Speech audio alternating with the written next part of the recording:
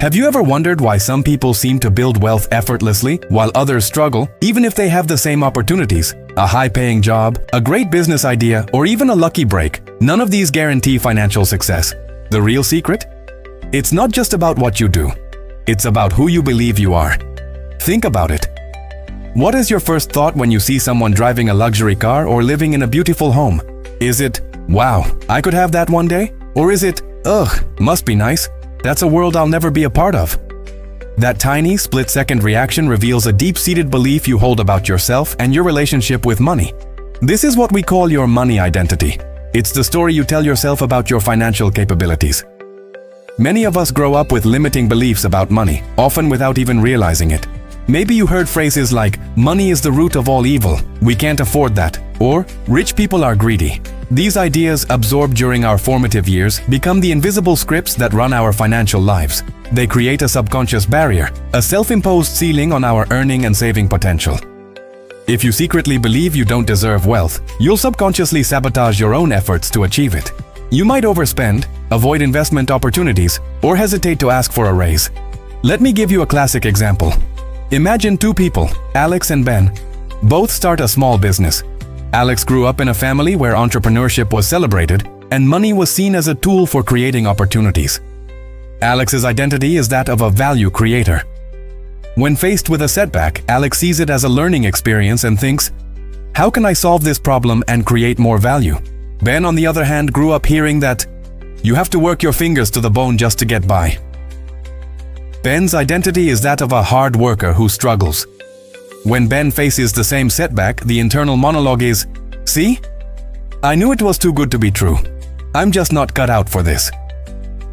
Their outcomes will be drastically different, not because of their skills, but because of their core beliefs.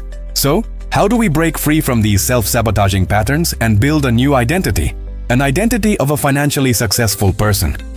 It's not about just saying, I want to be rich. It's a process of conscious, deliberate transformation. The first step is awareness. You have to catch yourself in the act.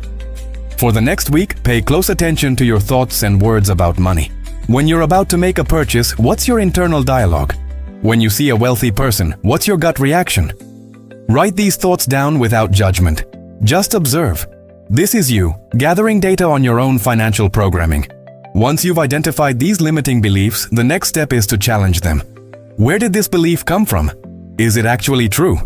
For every limiting belief you uncover, find evidence to the contrary. If you believe I'm bad with money, find a time you made a smart financial decision, no matter how small. Maybe you saved up for something you wanted or resisted an impulse buy. Celebrate that win.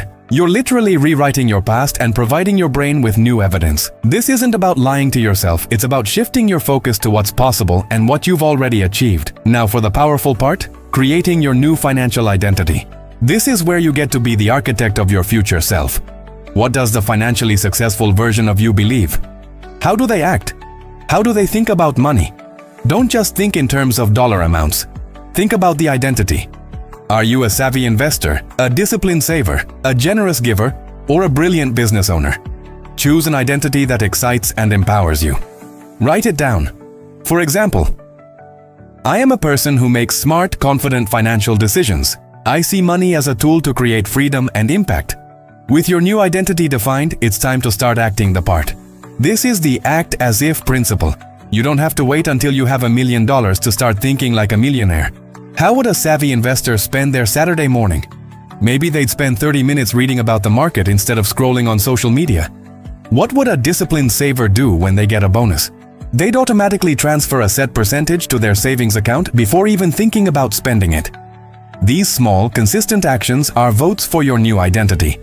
Each time you make a choice that aligns with your desired self, you reinforce that new neural pathway in your brain. This process is about creating a positive feedback loop. You start with a small action that aligns with your new identity. You feel good about it. That positive feeling makes it easier to take the next action. Before you know it, these actions become habits. And your habits shape your destiny. You stop trying to get rich, and you simply start being the person who naturally attracts and manages wealth well. This shift from doing to being is the most profound change you can make. It's the difference between forcing yourself to go to the gym and being someone who genuinely loves a healthy lifestyle. One is a struggle, the other is your nature. Let's talk about the environment. Your environment, the people you hang out with, the content you consume, the conversations you have, is constantly shaping your beliefs. If you're surrounded by people who complain about being broke, it's going to be incredibly difficult to cultivate a mindset of abundance. You need to curate your environment intentionally. Start listening to podcasts about personal finance and investing. Follow people online who have a healthy, positive relationship with money. Join communities where financial growth is the norm. By immersing yourself in an environment of success, you make success your default setting. Remember, building wealth is 80% psychology and 20% mechanics. You can learn all the strategies for budgeting, saving, and investing. But if your underlying identity is one of scarcity and self-doubt, you'll always be swimming against the current. But when you change your identity, when you truly believe deep in your core that you are capable and deserving of financial success, the mechanics become easy.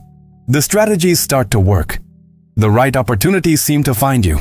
This isn't an overnight fix. It's a journey of self-discovery and continuous improvement.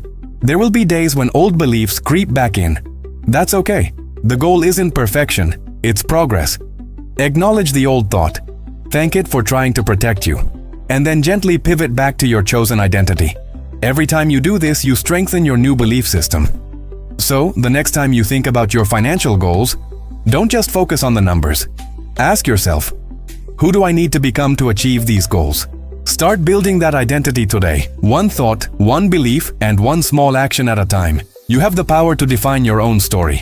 Thank you so much for watching. If this video resonated with you, please hit that like button and subscribe for more content on building a life of financial freedom. I'd love to hear from you in the comments. What is one limiting belief about money you are ready to let go of? Let's support each other on this journey. See you in the next video.